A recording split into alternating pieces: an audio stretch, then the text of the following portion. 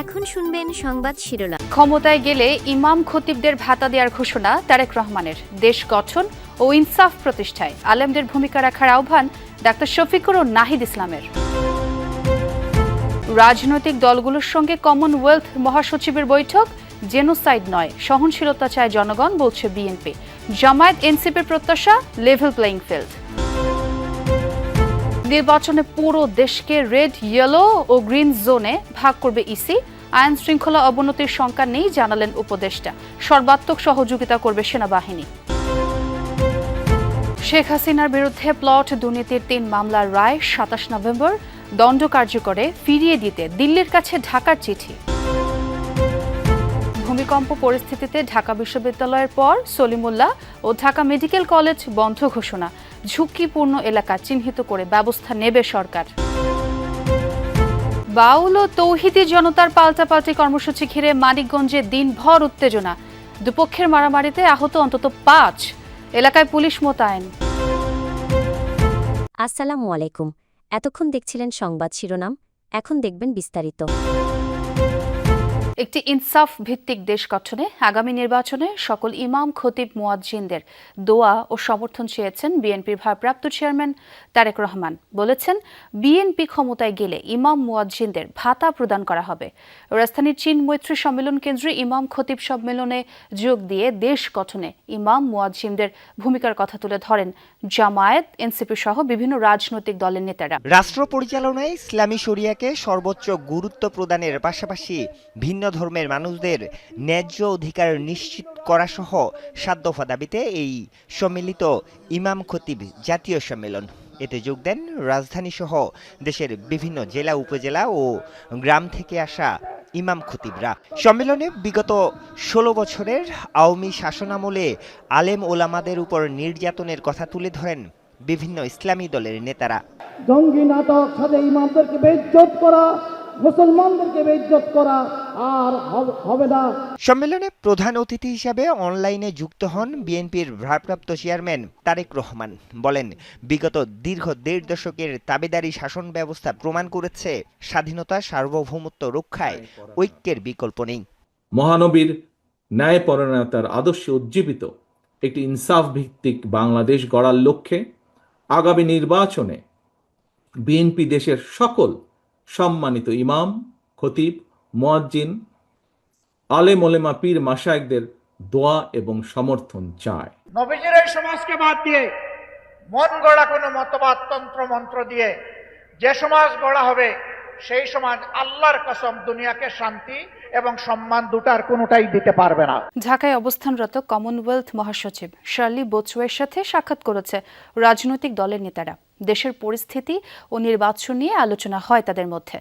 বৈঠক শেষে বিএনপির স্থায়ী কমিটির সদস্য আমির খুসরু মাহমুদ চৌধুরী বলেন, নির্বাচন নিয়ে কোনো শঙ্কা দেখছেন না কমনওয়েলথ ও বিএনপি। তবে লেভেল প্লেইং ফিল্ড নিয়ে শঙ্কা প্রকাশ করেন জামায়াত ও এনসিপি নেতারা। তাদের অভিযোগ, একটি দলকে বিশেষ সুবিধা দিচ্ছে প্রশাসন। 5 দিনের সফরে বৃহস্পতিবার ঢাকা এসেছেন কমনওয়েলথের মহাসচিব শার্লি বোচওয়ে। জাতীয় নির্বাচনকে সামনে রেখে এই সফরে বিশিষ্টজন সরকারি কর্তা ব্যক্তিদের পাশাপাশি বৈঠক করছেন রাজনৈতিক দলগুলোর সঙ্গে। দুপুরে কমনওয়েলথের মহাসচিবের সঙ্গে বৈঠক করেছেন বিএনপির প্রতিনিধি দল। নির্বাচন ও নির্বাচনের পরিবেশ নিয়ে নিজেদের অবস্থান তুলে ধরেন তারা।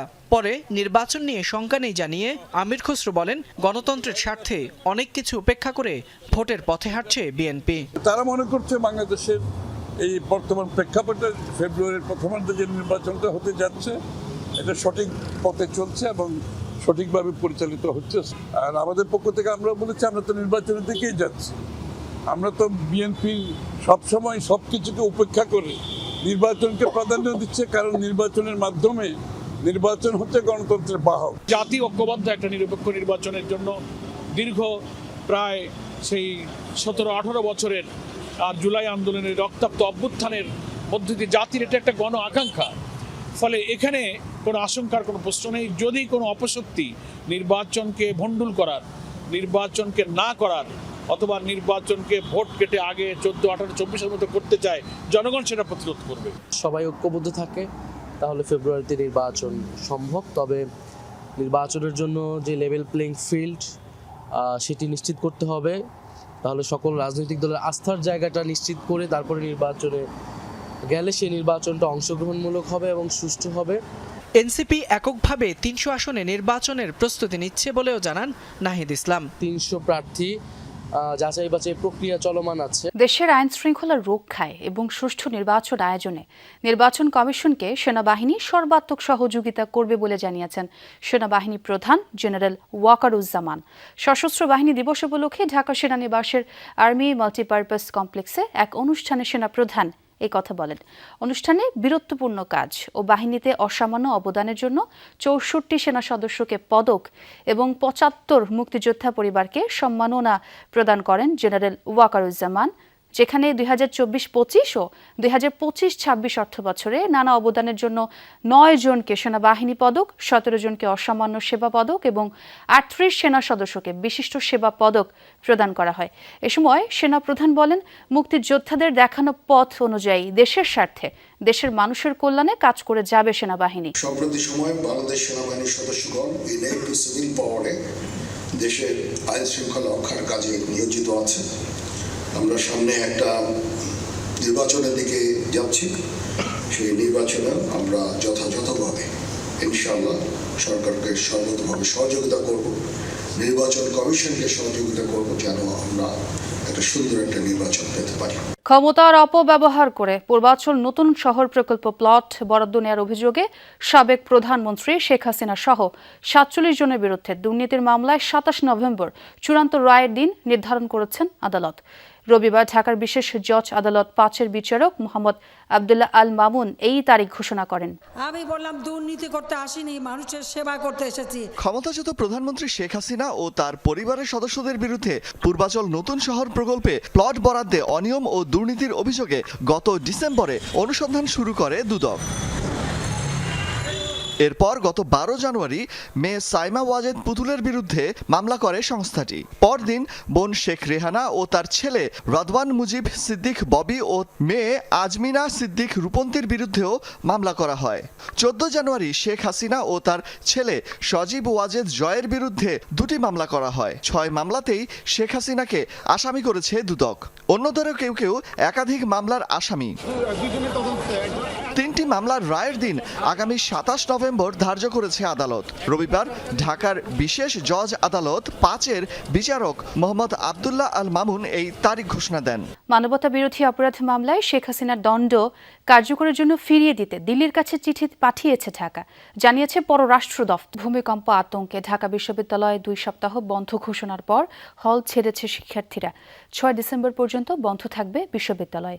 কর্তৃপক্ষের এমন সিদ্ধান্তকে স্বাগত জানিয়েছেন শিক্ষার্থীদের অনেকেই, তবে কেউ কেউ এই সিদ্ধান্তকে একাডেমিক অনিশ্চয়তার নতুন চাপ বলেই মনে করছেন।